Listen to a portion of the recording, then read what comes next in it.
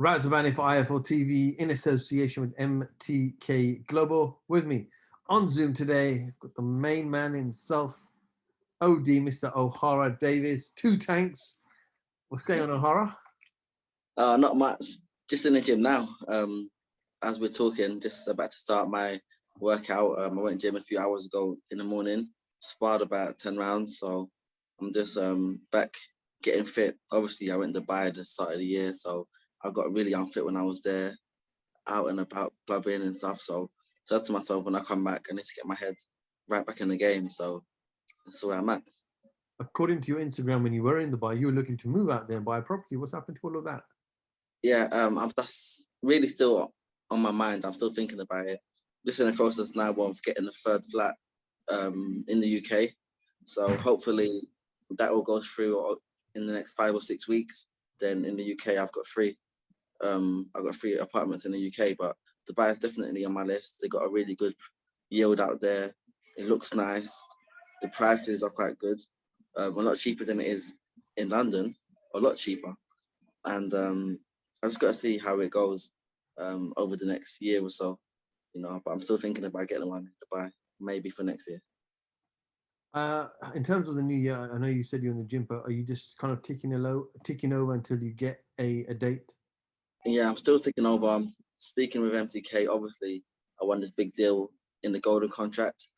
What this deal was for me to go out to America, big fat purses, good deal in America. But, I don't know if I want to take the deal. And I don't know if I'm going to take the deal. It was my dream before I turned pro. If someone said to me, I've got a big deal in America waiting for you, I would have jumped at it like, hell the fuck yeah, give me that deal. America, it was my dream. MGM Grand, baby, hell yeah. But now I've been a pro for a number of years now, and I think it's all long, to be honest. Getting on a plane there to go fight, you got to be there for 8 weeks before you fight to get acclimatized to the thing. Got to sleep in a bed that ain't yours, and and also a few other things. So my mind I've been in two minds really. Obviously, I've had time to think about what I really want to do, but I haven't fully made up my mind yet. But as of now, I think I want to stay in the UK. I think I want to stay in the UK. Ohara, how old are you now? Just turned 29 years old a few weeks ago. Happy birthday to me. But Ohara, like a fighter's dream is a fighter doesn't have a long career. Maybe 33, maybe 34. You get to you. Correct me if I'm wrong. I think you're probably in your peak now. Your best years are to follow. Now, when I say to follow, I mean the purses will follow as well in terms of those big money purses. Now, surely winning the golden contract and this lucrative deal, and it's a huge financial package as well. Isn't that something you're after? The huge financial backing that I'll get with this contract is good, but then again, if I play it smart and I stay here, I could get an even bigger financial backing. Maybe not straight away, but in the long run, I'm not looking at 1 or 2 fights in. I'm looking at in the long run, and I feel like it might be a lot smarter for me just to stay here, maybe earn a little bit less in my next fight, in my next few fights, but then the end goal is going to be mega. The end goal is going to be mega. And also, when you start thinking about fight purses and blah, blah, blah, I feel like that's where fighters go wrong. Instead of thinking about fight purses, think about investments. And I'm not thinking about earning mega money. Like, I'm not thinking about earning millions from my fight. I'm thinking about earning millions from my investments. I can earn thousands from my fights, but I can invest those thousands correctly, and they could make me millions through my investments. So I want to make more money after boxing than I did in boxing. So I'm just trying to think outside the box, not all about earning the big dough. So you got to be smart. And it's every fighter's goal, every fighter's dream. And it was my motivation going into my last fight. But now that it's here and the deal's here, I can phone up MTK now and say, make this deal. But I don't think I want to. I think I want to stay here. I love sleeping in my own bed. There ain't nothing like sleeping in your own bed and then you go out and fight in London in the O2 or in the Little York Hall. But when I get to sleep in my own bed, it's like, come on, man, I'm at home.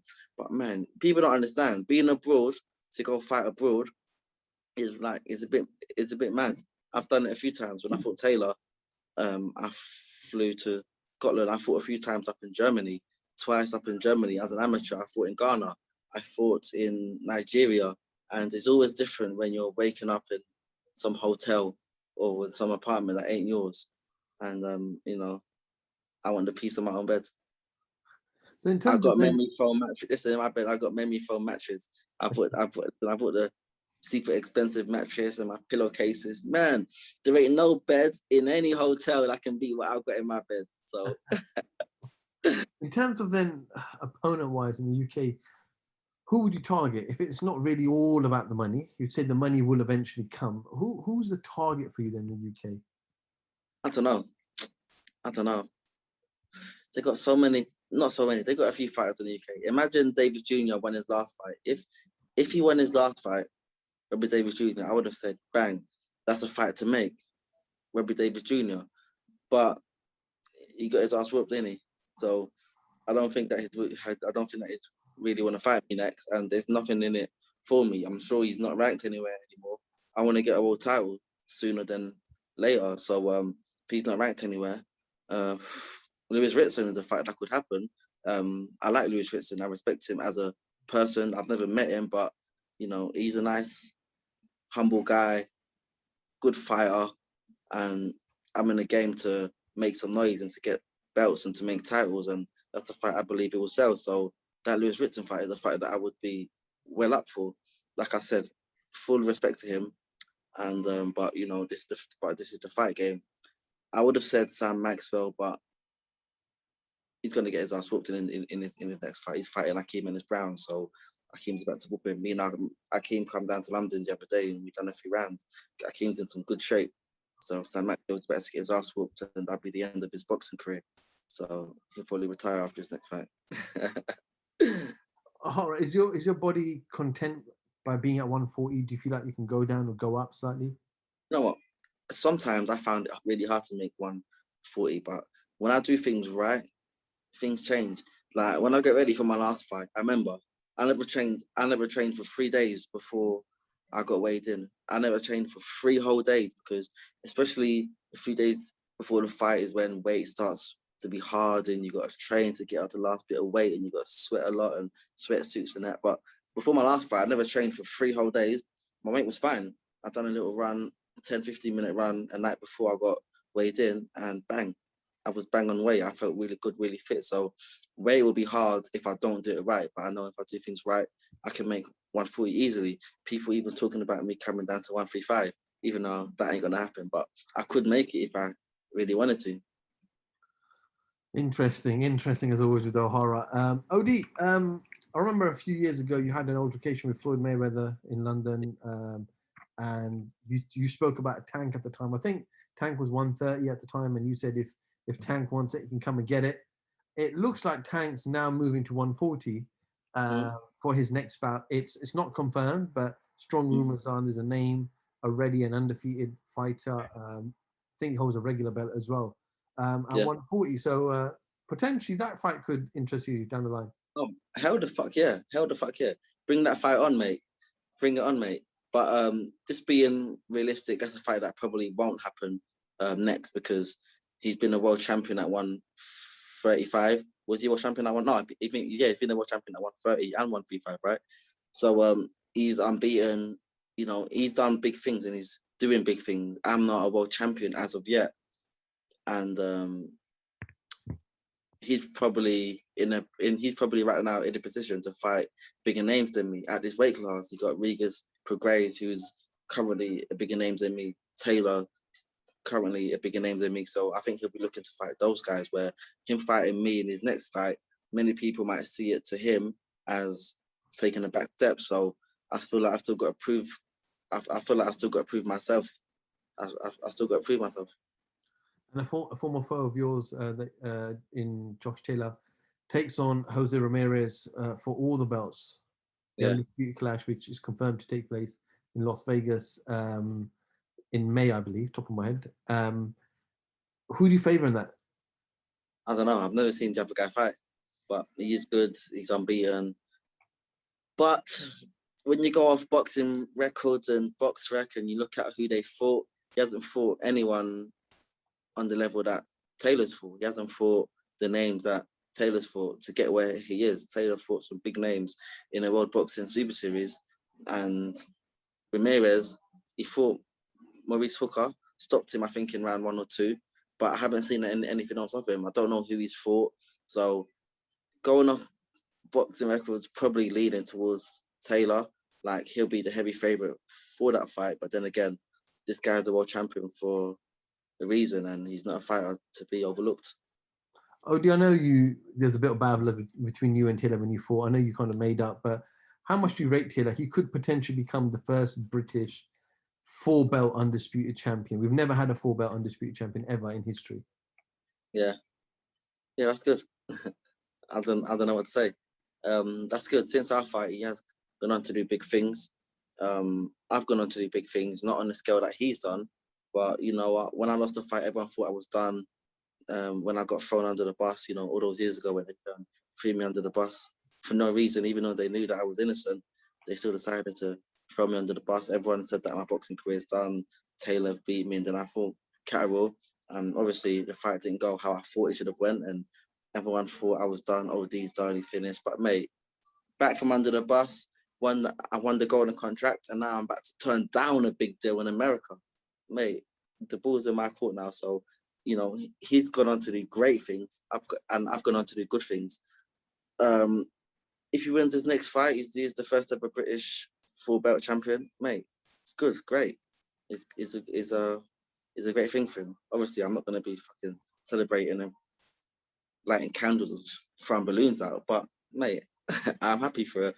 I'm very happy for him, because I feel like a person doesn't get that far in life unless they've got half a decent heart. He's not a bad guy, even though me and him had our thing. Like, he's a good guy, and I feel like if he wasn't a good guy, then he wouldn't get to where he's got. I believe in like karma, and I feel like bad things happen to people that do bad things, which is why when they threw me under the bus, I come back strong, because I've got half a decent heart. But the same thing about Taylor, I feel like he's got a good heart. That's why he is where he is, and he's in the position that he's in. Even though me and him had our beef, this boxing is what sells.